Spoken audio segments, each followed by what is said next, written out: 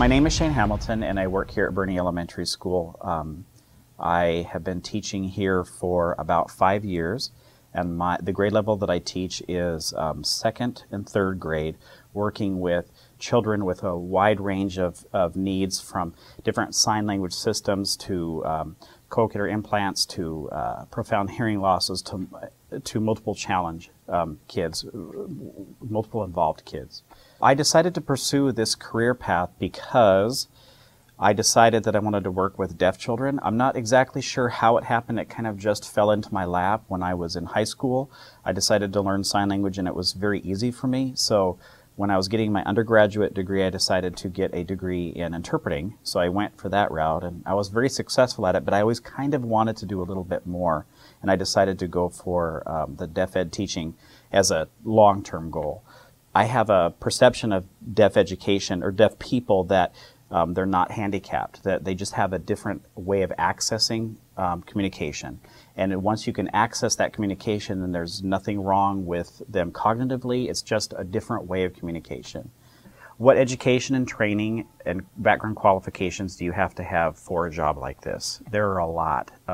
You have to be able to be fluent in sign language. And in my classroom, I use mostly American Sign Language, although I do use English at times, and it depends, of course, on the kid. For me, I have a reading endorsement. This is not required to teach deaf ed, but I do have a reading endorsement, an elementary school reading endorsement, and a K-12 special ed endorsement, which is required. You don't have to have a master's to have this job, but it is more and more, you wouldn't get looked at unless you did have a master's. Working with the children has always been something that I've enjoyed. It's something that I do well, and the kids respond to me really well.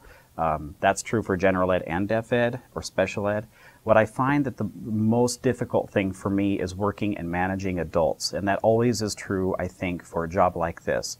In my particular classroom, I have 2 adults that are here in different capacities, and managing everybody's mood and behavior is really challenging for me. And that's just within my classroom, but outside of, with the school at large, it's sometimes difficult trying to make sure that you make the right people happy. There's a lot of logistics that are involved with teaching at an elementary school. In deaf ed, it is very unusual for somebody like me to be in this job. Mostly it's women who tend to be in this job, so most of the trainings and in-services and things that you have to do to keep your teaching cert current, I'm just about the only male that's ever there. And sometimes we tend to sit next to each other to group together. So the economy right now hasn't really affected my job. I do know that for a male elementary school special ed teacher, I think it's pretty much a shoo-in because we're so rare. But deaf ed is hard because there are so few people to teach us the job that we do and the craft that we do. But also it's difficult to find places that have programs. Tacoma is a pretty large program, and it's almost a regional program. It isn't a regional program, but it's almost. We contract out with a lot of surrounding school districts with our district. It's not just Tacoma kids. A typical day for me would be to, usually I have a meeting before school starts, and then after the meeting, then I have to get my classroom ready and set up for the day. And that looks different on different days, but most of the time, in general, we focus on all the academic areas, reading, writing, and math and science. So most of my stuff is geared towards that. So classroom management is probably the most important piece of any teacher's life, and I probably couldn't stress that enough. A lot of people don't really have a lot of training in classroom management, and I think that for you to have an effective and good teaching experience, classroom management has to be the most important thing. And in my particular classroom, I have children who have come to me with very low language ability.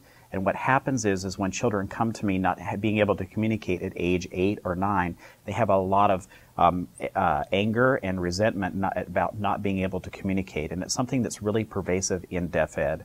The kids are more likely to throw chairs or upset tables or be angry because they can't get the point that they're trying to make across. And it takes a lot of patience and a lot of time to be able to slowly pull this language out of the kids.